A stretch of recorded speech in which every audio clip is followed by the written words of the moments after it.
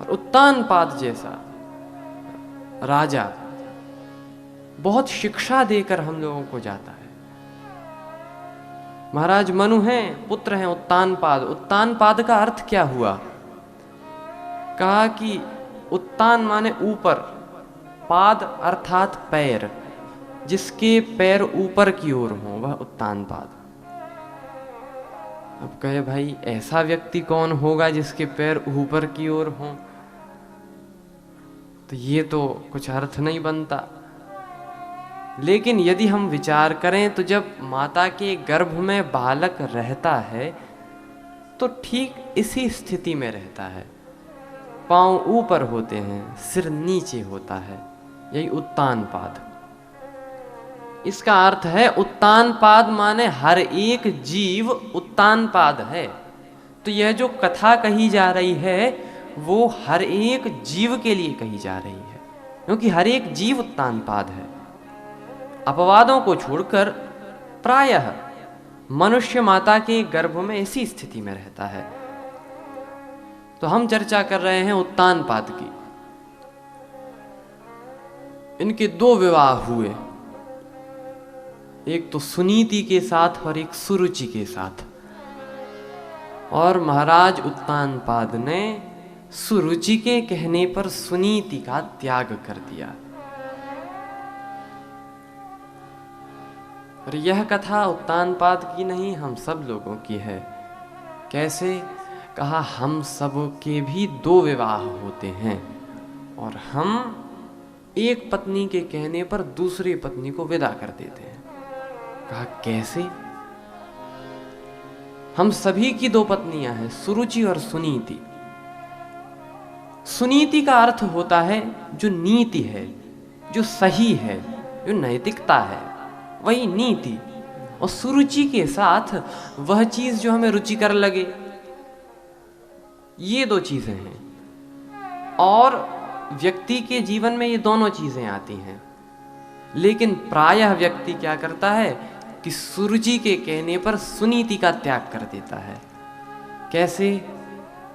कहा मान लो आप डाइट पे हो और सामने दो रसगुल्ले रखे हैं, बड़े सुंदर लग रहे हैं दिखने में, तो नीति क्या कहती है कि रसगुल्लों को नहीं खाना चाहिए, अच्छी बात नहीं है, ये सुनीति ने कहा।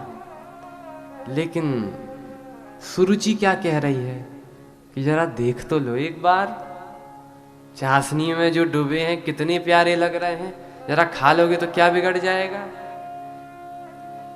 तो प्रायः व्यक्ति सुरुचि के कहने पर सुनीति का त्याग कर देता है।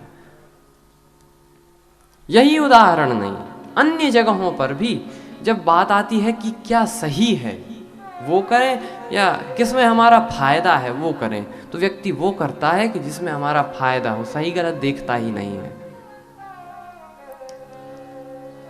और लगता भी है कि सुनीति का वर्ण करने से क्या फायदा, सुरुचि में आनंद मिलता है, सुनीति में तो क्या फायदा। लेकिन यह कथा हमें सिखाती है कि जो व्यक्ति सुरुचि को छोड़ देता है और सुनीति का वर्ण करता है उसके जीवन में क्या होता है। उत्तानपाद महाराज ने सुरुचि के कहने पर सुनीति का त्याग किया। और ऐसे ही नहीं, सुनीति गर्भावस्था में थी तब त्याग कर दिया। एक जगह एक सामान्य सा झोपड़ा बनाकर वे रहने लगी। लेकिन कुछ ही समय पश्चात उनके यहाँ पुत्र रूप में स्वयं श्री ध्रुव जी का प्राकट्य हुआ। श्री ध्रुव जी बालक हैं, लेकिन सुनीति के इतने अच्छे संस्कारों से पुष्ट हैं कि साक्षात भगवत कृपा ही इन पर हुई है। कैसे? एक बार ये अपनी मैया से बोले कि मैया मेरे पिताजी कौन हैं? तो मैया ने कहा कि अरे ये जो इस नगर के राजा हैं उत्तानपाद, यही तुम्हारे पिता हैं। मैया ने बता दिया। बोले हमें तो पिता से मिलना है। मैया ने कहा अभी नहीं, जब सही समय आएगा तब आप मिल लीजिएगा, लेकिन अभी नहीं। इनसे रहा नहीं गया। एक दिन ये महल में चले गए बिना बताए, और सब लोग जानते थे कि ये ध्रुव हैं, तो किसी सैनिक ने रोका भी नहीं। डायरेक्ट राजा के कमरे में गए और प्रणाम किया महाराज को, और यह बात कही कि मैं आपका पुत्र ध्रुव। और इतनी बात जो कही, देखो अब भले ही उत्तानपाद ने त्याग कर दिया हो, लेकिन है तो अपना ही पुत्र। तो एक पुत्र प्रेम उमड़ पड़ा और बेटे को उठाकर गले से लगा लिया, गोद में बिठा लिया, लाड़ प्यार करने लगे। तभी तक आई वहां से सुरुचि। वो बोली ये कौन? तो कहा ये ध्रुव है, सुनीति का पुत्र। उसने जो सुना तो तुरंत ध्रुव का हाथ पकड़ा और गोद से नीचे कर दिया और कहा कि तुम्हें इनकी गोद में बैठने का अधिकार नहीं है। क्यों मैया? ध्रुव जी भी तो अब बोले ये तो मेरे पिता हैं, तो मुझे क्यों नहीं है? अब पिता है नहीं, पिता थे। अब तुम्हें इनकी गोद में बैठने का कोई अधिकार नहीं, और यदि तुम्हें इनकी गोद में बैठना हो तो जाओ, वन में जाओ और तपस्या करो, और जब भगवान हरि साक्षात तुम्हारे सामने प्रकट हो जाएं तो उनसे वरदान मांग लेना कि अगले जन्म में मैं सुनीति नहीं सुरुचि की कोख से जन्म लूं, तब तुम इनकी गोद में बैठ पाओगे। इतनी बात जो कह दी, ध्रुव जी वहां से चले गए।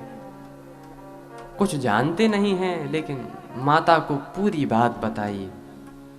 माता ने कहा, सुनीति बोली कोई बात नहीं, तुम इस सामान्य जगत के पिता जो तुम्हारे सामान्य हैं, कोई भेद नहीं, पिता किसके नहीं होता, सबके होते हैं, तो तुम उन पिता को पाने का प्रयास कर रहे हो जो कि सामान्य हैं। अरे जगत के पिता की गोद में नहीं, बल्कि जगत पिता की गोद में बैठने का प्रयत्न करो। इतना कहा। ध्रुव जी ने कहा जगत पिता बोले तो भैया ने कहा इस सृष्टि के जो पालनहार हैं, सृष्टि के जो कर्णधार हैं, ऐसे भगवान की गोद में बैठने का प्रयास करो। वह माता धन्य है जो अपने पुत्र को शुभ संस्कार से पुष्ट करती है। वह माता धन्य है।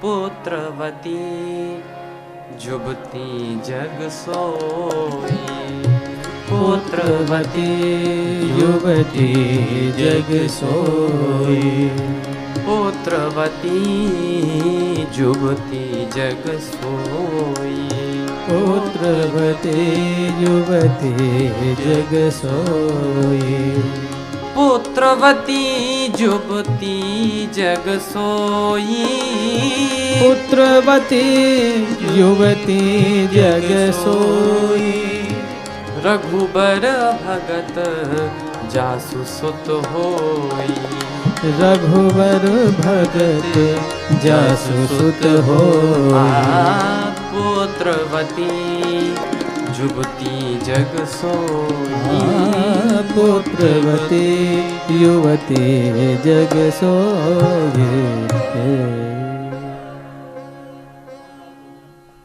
माता वो धन्य है जो अपने बालक को ऐसे संस्कार दे, भगवान से मिलाने का प्रयत्न करे।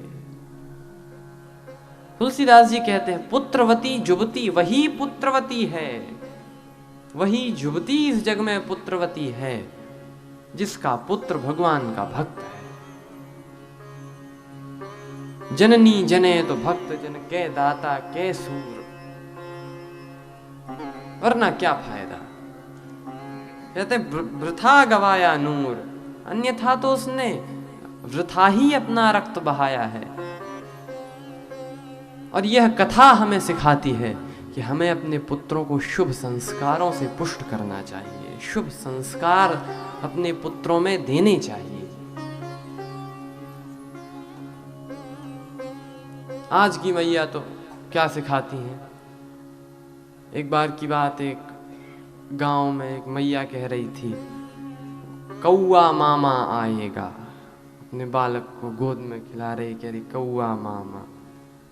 अब आप चिंतन करो कि जिस बालक के ऐसे प्रतापी मामा हुए, कौआ मामा, बिल्ली मौसी, संस्कार माता मदार सा देती थी। पालने में लेटे हुए बच्चे से कह रही, शुद्धोसी बुद्धोसी निरंजनोसी, हे बालक तू शुद्ध है, बद्ध नहीं बुद्ध है।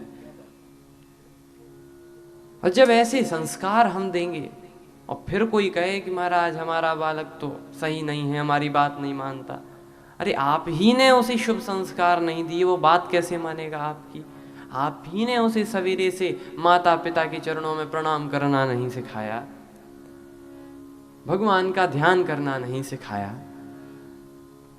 तो आप कैसे ही आशा रख सकते हो कि वो बड़ा होकर आपकी सेवा करेगा?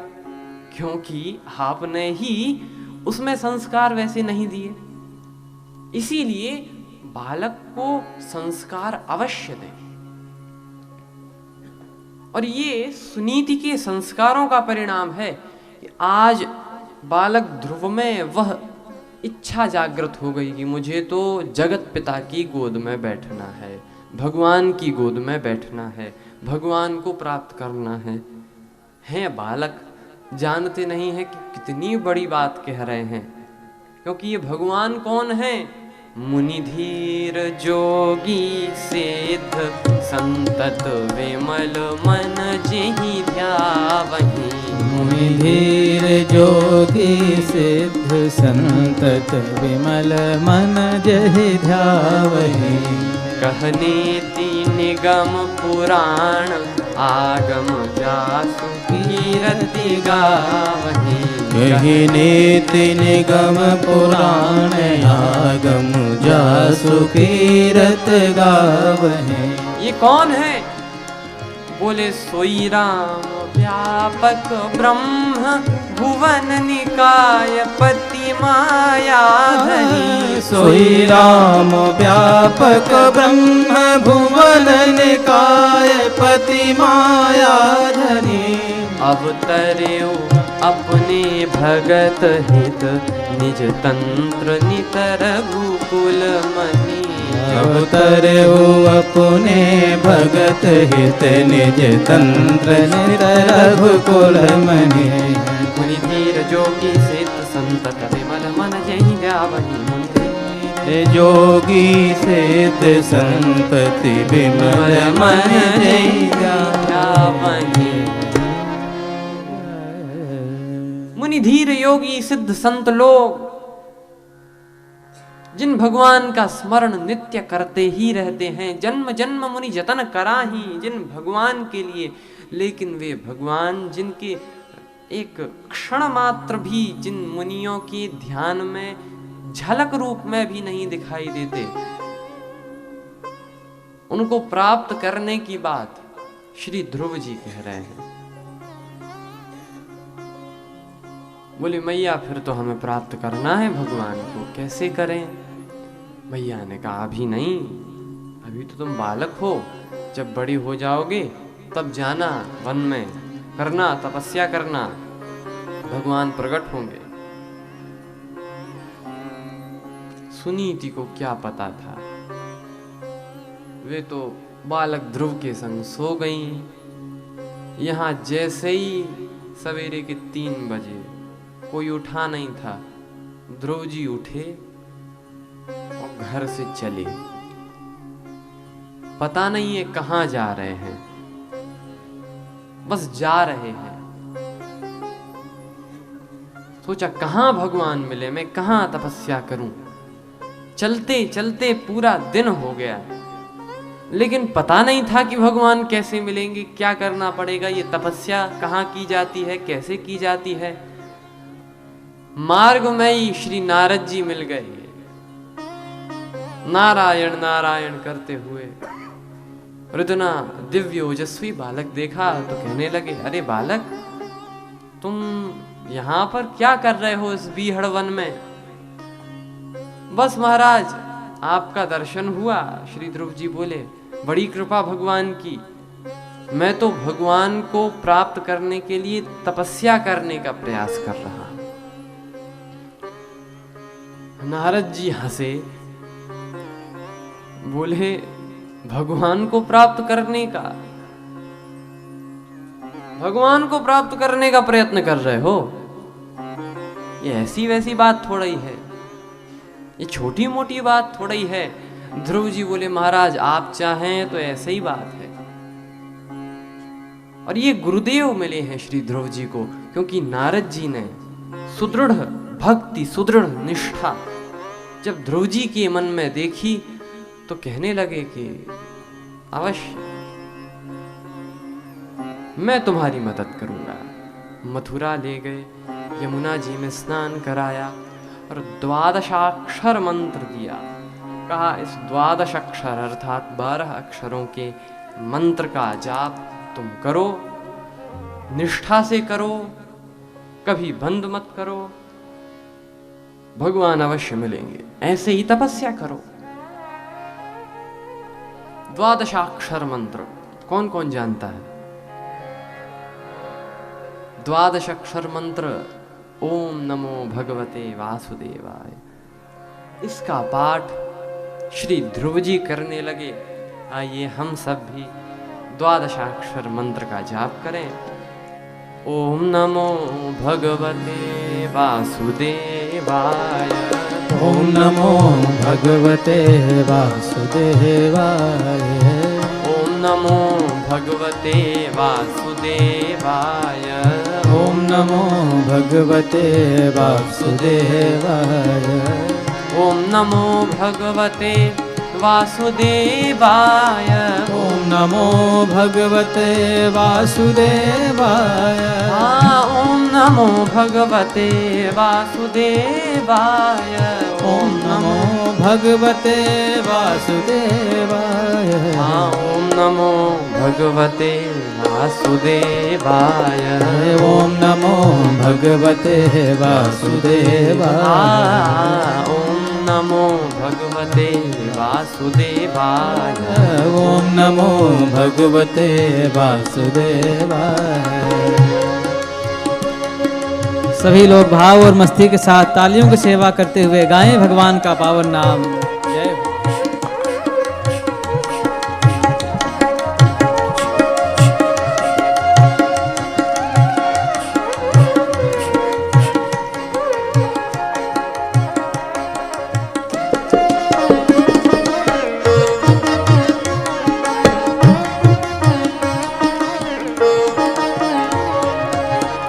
नमो भगवते वासुदेवाय, ओम नमो भगवते वासुदेवाय, ओम नमो भगवते वासुदेवाय, ओम नमो भगवते वासुदेवाय, ओम नमो भगवते वासुदेवाय, ओम नमो भगवते वासुदेवाय, ओम नमो भगवते वासुदेवाय, ओम नमो भगवते वासुदेवाय। जय हो।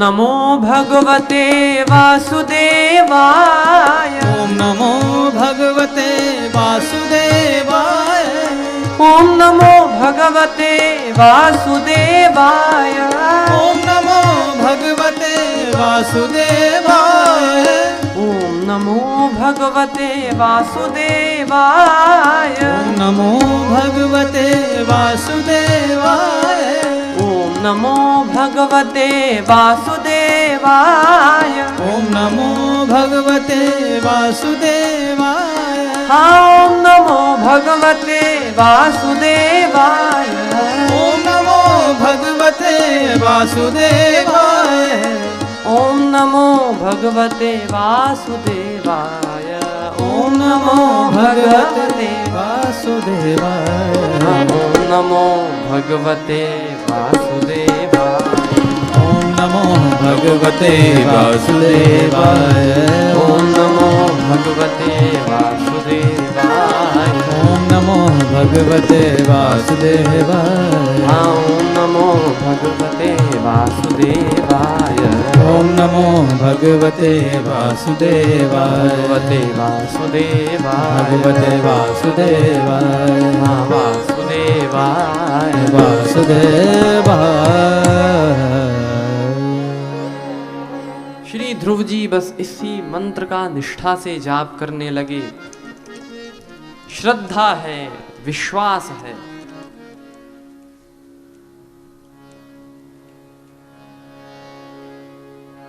यही विश्वास सुदृढ़ प्रेम में जब बदला। 5 वर्ष के ध्रुव जी हैं और जब 4 महीने हो गए, 5वां महीना आया, तब ऐसा प्राणायाम किया, एक अंगूठे पर ही खड़े हो गए। पांव के एक अंगूठे पर खड़े होकर ऐसा प्राणायाम किया कि मानो संसार के समस्त प्राणियों के प्राण अपने अंदर समाहित कर लिए।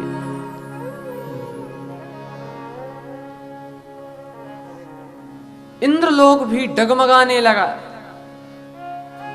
इंद्र ने कहा ये क्या हो रहा है। नारद जी ने जो देखा कि इस छोटे से बालक की इतनी सामर्थ्य है कि इसके जाप से, इसकी निष्ठा से, इसके प्रेम से आज इंद्रलोक डगमगा रहा है, सोचे जल्दी भगवान के पास चलना चाहिए। नारद जी गए, कहा प्रभु वो एक बालक है ध्रुव, उसे दर्शन दें।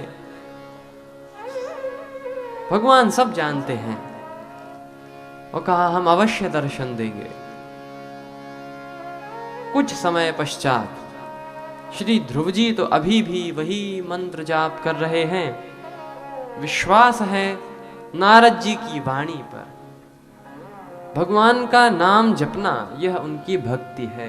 वो केवल नाम जपना ही नहीं बल्कि दृढ़ विश्वास के साथ भगवान का नाम जपना। मंत्र जाप मम दृढ़ विश्वास।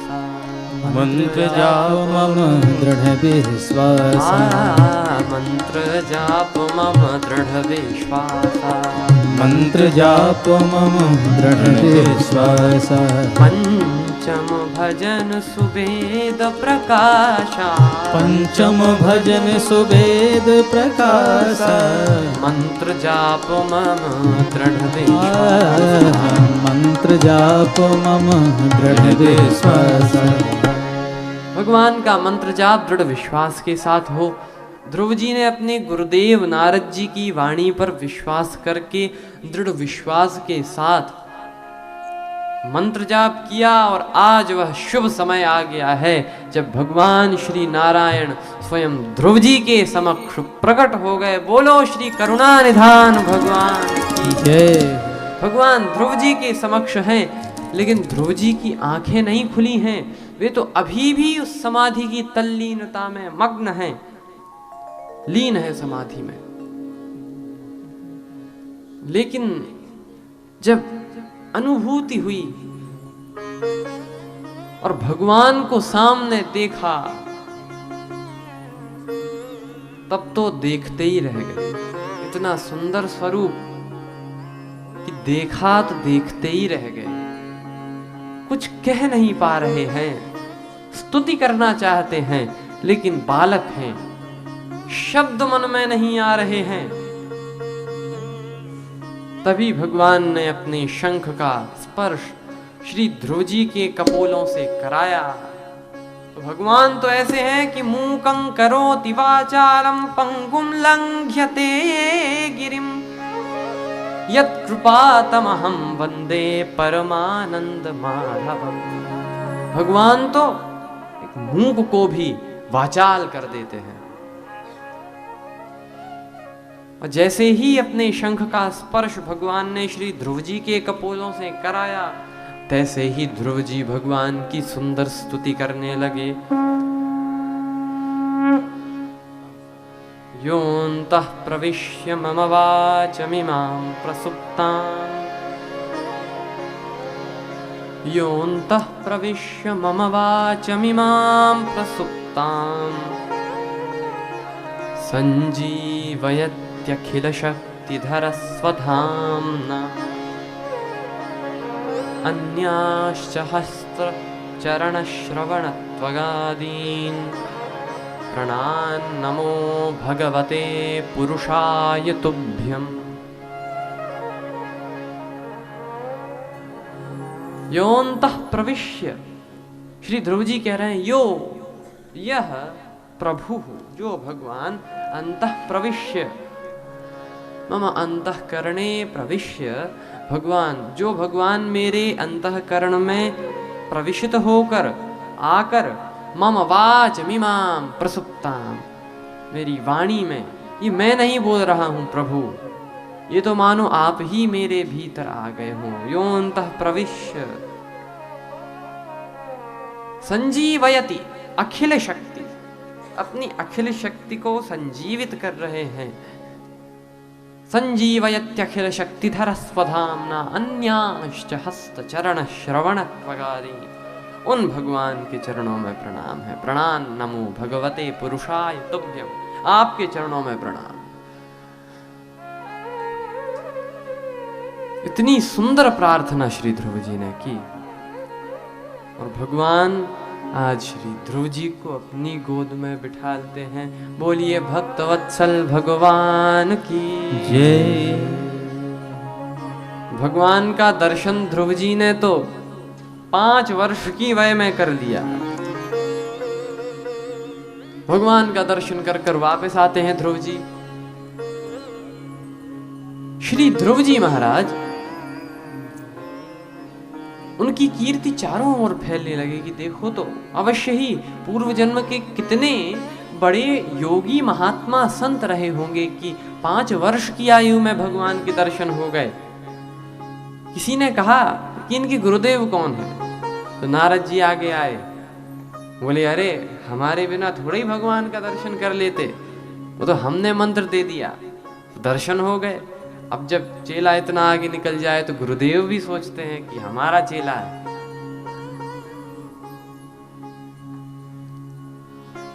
आज स्वयं श्री उत्तानपाद महाराज ध्रुव जी के नगर आगमन पर उनके चरणों में प्रणाम करते हैं, सिर झुकाते हैं। ये भगवान की कृपा।